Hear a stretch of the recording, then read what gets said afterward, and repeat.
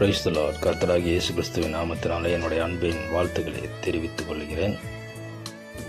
ஒரு ஆட்டுக்கூட்டத்திலேருந்து ஒரு ஆடு தவறி போயிடுச்சுன்னா அது திருப்பியும் அந்த கூட்டத்துக்கு போகிறதுக்கு வழி தெரியாமல் எவ்வளோ கஷ்டப்படும். அங்கே இங்கே மோதி அடிபட்டு ஒரு இடத்துலையும் காயமாகி அதுக்கு வழி தெரியாமல் உடஞ்சி போய் ஒரே இடத்துல சோர்ந்திருக்கும். அந்த மாதிரி நம்ம நிறைய இடத்துல பார்க்க முடியும். அதே போல தான் நம்மளுடைய வாழ்க்கையிலும் நம்ம எங்கே போகிறதுன்னு வழி தெரியாமல் இருக்கும்போது நமக்கு நிறைய பிரச்சனை, பாடுகள், கஷ்டங்கள் மத்தியிலையும் நம்மளை தேடி வந்து நம்மளை குணமாக்கி நமக்கு ஒரு நல்ல வழியை காட்டுகிறவர் தான் நம்மளுடைய இயேசு. ஸோ அந்த வழியை நாம் தெரிந்து கொண்டு அந்த வழியில் நடக்கும்போது ஆசீர்வாதமாக நாம் எல்லோரும் இருப்போம். இன்றைக்கி ஏசப்பா என்னுடைய வாழ்க்கையில் இந்த கூட்டத்திலேருந்து தவறி போன அத்தனை ஜனங்களையும் போய் பார்க்க, சந்திக்க, கட்டுகளோடு வியாதியோடு பிரச்சனைகளோடு இருக்கிற ஜனங்களை போய் பார்க்க, சந்திக்க கர்த்தர் இந்த ஊழியத்தை எங்களுக்கு ஆசீர்வதித்து கொடுத்திருக்கிறார். தேவனுடைய ஊழியத்தை நாங்கள் செய்கிறதுல மிகுந்த சந்தோஷம் அடைகிறோம்.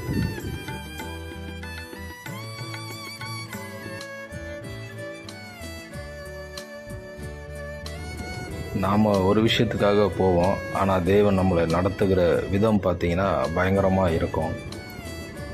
Such a wonderful god. ஏன்னா நம்ம யாரை போய் சந்திக்கிறோன்னு தெரியாது, ஆனால் அவர் வழி நடத்துகிறது அவ்வளோ அருமையாக இருக்கும்.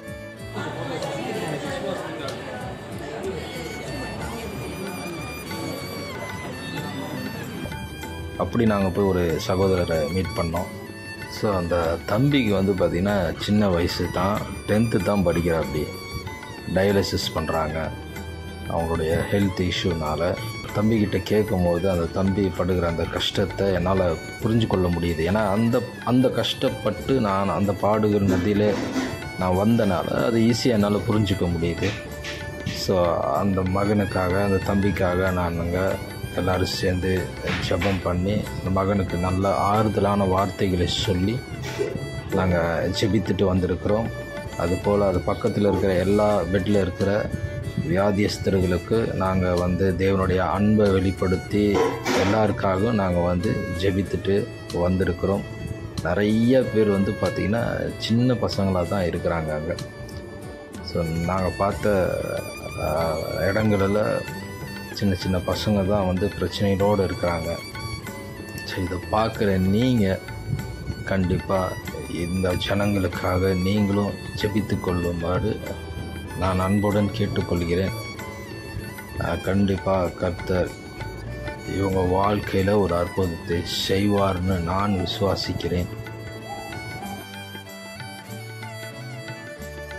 தேவனுடைய அன்பை விதைச்சிட்டு வந்திருக்கிறோம். ரொம்ப சந்தோஷமாக இருக்குது. தேவன் கண்டிப்பாக அவர்களுக்கு ஒரு விடுதலை கொடுப்பார்னு நாங்கள் விசுவாசிக்கிறோம். ஸோ தேவன் சொன்ன கட்டளையின்படி அந்த கட்டளைகளை நாம் செய்யும்போது மிகுந்த சந்தோஷம்.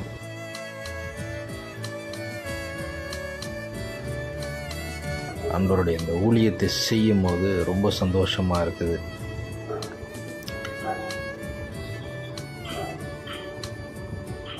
அங்கே திரும்பி எல்லோரும் விசாரிச்சுட்டு எல்லாத்துக்கும் ஜெபித்துட்டு வந்தோம்.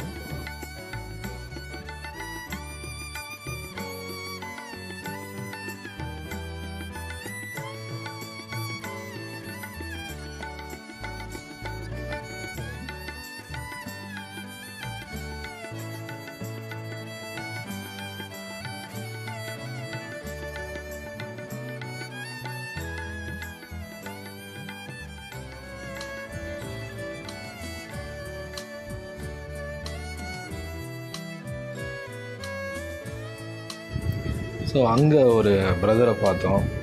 அவங்களுடைய ஃபேமிலியில் இருக்கிற ஒருத்தரை ரொம்ப வியாதியாக இந்த ஹாஸ்பிட்டலில் அட்மிட் பண்ணதை நினச்சி அவர் ரெகுலராக அங்கே குடிச்சிட்ருக்கேன்னு சொல்லி அவர் சொன்னார். அப்போது அந்த சாட்சிகளை சொல்லும்போது அவருக்கு ரொம்ப ஆறுதலாக இருந்துச்சு. ஸோ அந்த மாதிரி கலங்கி இருக்கிற அந்த மாதிரி ஜனங்களை போய் சந்தித்து அவங்களுக்கு ஆறுதலான ஆண்டவருடைய வார்த்தைகளை சொல்லும்போது அவங்களுக்கு மனசில் ரொம்ப சந்தோஷமாக இருக்குதுன்னு சொல்லி அவர் சொல்கிறாரு. ஸோ இந்த மாதிரி ஜனங்களுக்காக நாம் தொடர்ந்து செபித்து கொள்ளலாம்.